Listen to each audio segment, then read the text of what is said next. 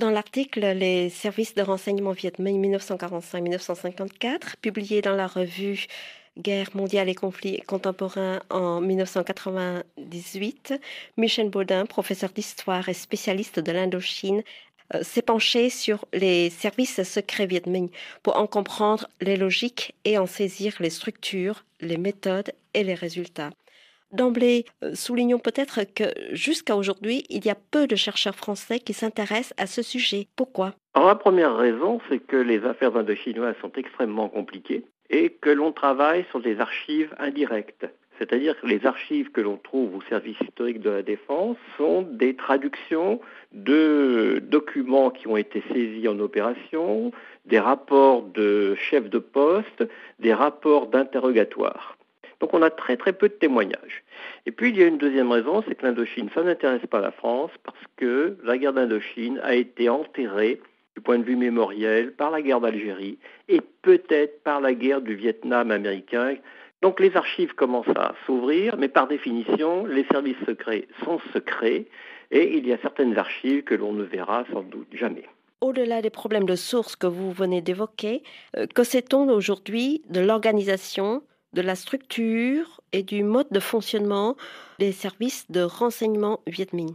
Le concept de base de l'organisation repose sur un certain nombre de points. La guerre menée par le Viet Minh est une guerre synthétique. Donc, puisque c'est une guerre synthétique, tout doit être connu. Les aspects militaires, sociaux, sociologiques, le moral, tout doit être connu de l'armée populaire. Deuxième point, c'est l'implication du peuple entier. C'est-à-dire que toute personne dans la société vietnamienne peut être au service de l'armée populaire. Et tous les services sont fondés sur trois principes: renseignement, espionnage, exploitation, synthèse et contre-espionnage.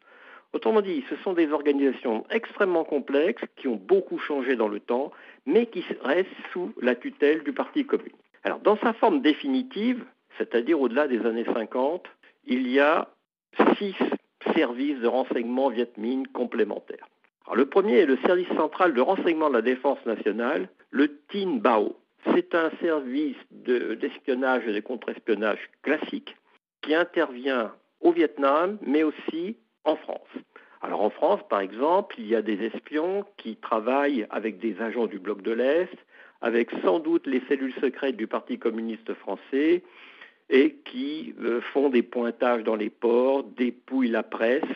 Beaucoup d'agents sont formés en Chine dans une école spéciale à Canton. La deuxième structure, c'est le Quan Bao, l'organe de l'état-major général en temps de guerre, qui ne fonctionne qu'au Vietnam et qui travaille au service du quartier général du général Giap. Quan Bao, qui est un organe de l'état-major en temps de guerre, qui est fondé sur théoriquement que du renseignement militaire. La structure Quan Bao, petit à petit, a été directement attachée aux troupes régulières et en fonction de la progression de l'armée populaire, on a un Quan Bao attaché aux troupes régionales puis aux troupes populaires.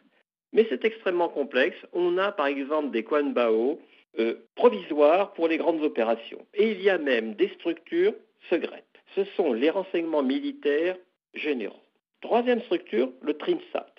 Détachement de reconnaissance et de renseignement, ce sont des organismes extrêmement précis qui renseignent tout ce qui peut être utile à la bataille. Les effectifs, les dispositifs, les axes de protection, les capacités économiques. Mais en même temps, le TRINSAT prépare l'avance et les replis des troupes vietnamiennes et surveille les troupes vietnamiennes. Quatrième structure, le service de renseignement populaire. Là, on est dans la logique de guerre du peuple, armée du peuple, dans la logique de l'embrigadement. Le service de renseignement populaire, finalement, ce sont les yeux et les oreilles du Viet Minh et de l'armée populaire vietnamienne. Tout membre de la société est utilisé, du gamin de 6 ans au vieux monsieur, selon ses capacités. La fonction est simple, les fonctions sont simples: renseignement, surveillance des troupes françaises et de leurs alliés et de la société vietnamienne. Cinquième structure, qui n'est pas exactement un service de renseignement, mais qui fait du renseignement, le Công An, la sûreté. C'est le contrôle des populations, des déplacements, mais c'est en même temps la surveillance des combattants, réguliers, régionaux ou populaires, et c'est aussi la fonction d'élimination des traîtres. Sixième structure, c'est la structure DICOAN.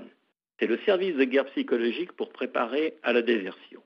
Mais pour faire déserter un légionnaire, un tirailleur ou un Français, il faut des renseignements très précis, ce qui fait que le DICOAN a aussi une section renseignement, exploitation et de contre-espionnage. Donc tout le renseignement s'adapte aux conditions locales, aux dispositifs français qui changent évidemment, aux méthodes et au matériel français et au type de troupes. Par exemple, le DICOAN a employé pour sa propagande des légionnaires déserteurs et des Nord-Africains qui avaient aussi rejoint le Viet Minh. Donc on a une extrême complexité des services de renseignement, une sorte de millefeuille, avec en plus de toutes ces structures, des spécialisations à l'intérieur des structures, des comités chargés du vol de documents, d'autres qui travaillent que sur les blindés à roues ou sur les blindés à chenilles. Et pour arranger les choses, il y a des groupes qui sont complètement indépendants des grandes structures dont j'ai parlé et qui sont secrets. Cette montée en puissance des services de renseignement, et notamment le service de renseignement militaire en particulier, c'est pour répondre à quels besoins? Alors ça répond à deux grands types de besoins. Des besoins militaires, mais aussi des besoins d'embrigadement de la population. Il faut que la population soit active, puisque c'est le principe de guerre du peuple, armée du peuple. Et donc c'est fondé sur deux grands principes. Utiliser toutes les personnes selon les situations et selon leurs capacités. Et puis deuxième grand principe, multiplier les sources pour être sûr, avec les recoupements, qu'on aura les bonnes informations. Et puis ça permet de mettre sous tutelle la population et de surveiller tous les personnels. Alors ça peut être extrêmement efficace. Par exemple, en 1951, les Français arrêtent un marchand d'allumettes ambulant à Long Xuyen, en Cochinchine, dans un café. Mais le café est en face du poste de commandement de secteur, et l'espion était simplement chargé de repérer les véhicules avec des antennes. Quand il a vu qu'il y avait de nombreux véhicules avec de grandes antennes, il en a conclu qu'une opération allait se préparer. Effectivement, c'était l'opération Tourbillon, qui a été un échec. Et donc l'armée populaire a pris des mesures d'évitement et a préparé des embuscades pour les troupes françaises. Alors les résultats, c'est ça qui est intéressant. Localement, il y a des résultats patents. Donc je vous ai parlé de l'opération Tourbillon qui tombe dans le vide. Mais en 1948, une compagnie parachutiste française qui reçoit ses ordres de mission dans l'avion pour qu'il n'y ait pas de fuite justement, arrive au sol.